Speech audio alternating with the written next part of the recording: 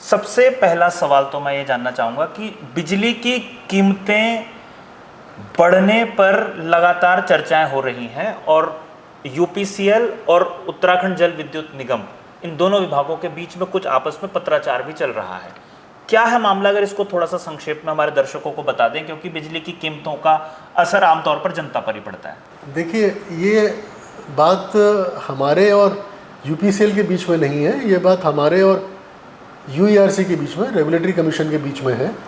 और जो राज्य सरकार का पावर डेवलपमेंट फंड के थ्रू इक्विटी दिया गया था यूजीवीएनएल को, उस इक्विटी के ऊपर रिटर्न ऑन इन्वेस्टमेंट, उस पर रिटर्न ऑन इक्विटी देने से रेगुलेटरी कमीशन ने मना कर दिया था। उनके द्वारा ना देने का आदेश प्राप्त हुआ था हमको। उस आदेश के अगेंस्ट हमने अपील करी थी एप्टेल में, जो कि भारत सरकार के द्वारा बनाई गई अपीलेट अथॉरिटी है रेगुलेटरी मैटर्स में।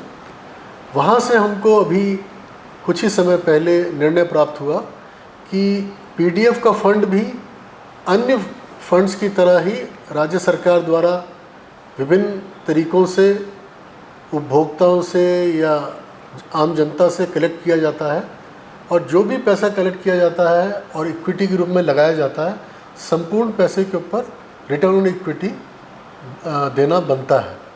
इसके तहत हमने ऑनरेबल रेगुलेटरी कमीशन से रिक्वेस्ट किया है कि ऑनरेबल एप्टेल का जो आदेश है उसका पालन करवाएं।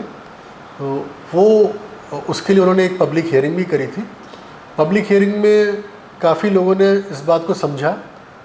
पूछा गया कि किस तरह से ये पावर डेवलपमेंट फंड पे अगर रिटर्न ऑन इक्विटी मिलता है तो उससे राज्य को और राज्य के उपभोक्ताओं को क्या फ़ायदा होगा।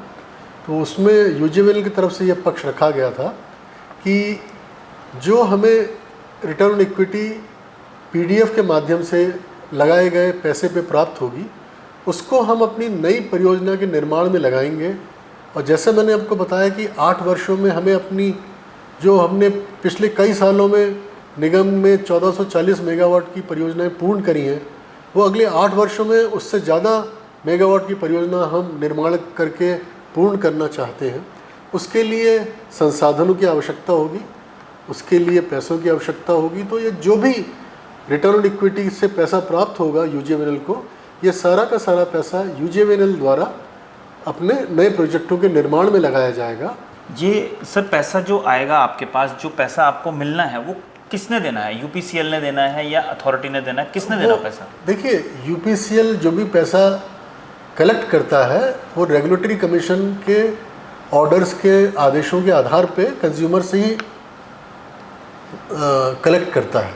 तो ये अल्टीमेटली कंज्यूमर्स से प्राप्त होना है पैसा, और कंज्यूमर्स को ही फिर आगे ऊर्जा प्रदेश बनने से, नई परियोजना के निर्माण होने से उनको ही स्टेबल और रिलायबल सप्लाई अच्छे दामों पे मिलती रहेगी आगे भी। मतलब बिजली की कीमतें बढ़ सकती हैं, इसका अंदाज़ा ये भी लगाया जा रहा है। और कई एजेंसियां, मतलब इंडस्ट्री से जुड़े हुए कई लोग कह रहे हैं कि वो सुप्रीम कोर्ट तक इसके लिए जाएंगे, कोर्ट कचहरी करेंगे।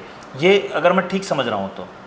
देखिए, इसमें इस तरह से है, ये भी हमने इस चिंता को भी दूर करते हुए हमने रेगुलेटरी कमीशन ने जो हियरिंग रखी थी उसमें बताया था कि जो पैसा प्राप्त होना है इससे, अगर इसको 7 वर्षों में डिस्ट्रीब्यूट करके रेगुलेटरी कमीशन ऑर्डर करती है और 7 वर्षों में डिस्ट्रीब्यूट करके अगर इसको उपभोक्ताओं से लेकर के यूपीसीएल हमें देता है, तो मात्र 2 से 2.5% प्रति वर्ष का इंक्रीज़ जो हमारा टैरिफ है उस पर होगा, जो कि बहुत नॉमिनल इंक्रीज़ है।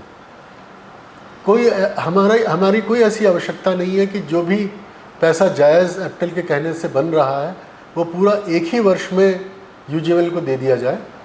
चूँकि हमारा भी परियोजना के निर्माण में समय लगेगा, हमें भी हर वर्ष कुछ ना कुछ पैसा चाहिए, एक बार में हमें भी पैसे की आवश्यकता नहीं है। तो राज्य की उपभोक्ताओं की बातों के दृष्टिगत हमने ये प्रस्ताव भी रखा है कि इस पैसे को आप 7 वर्षों में डिस्ट्रीब्यूट करके भी दे सकते हैं।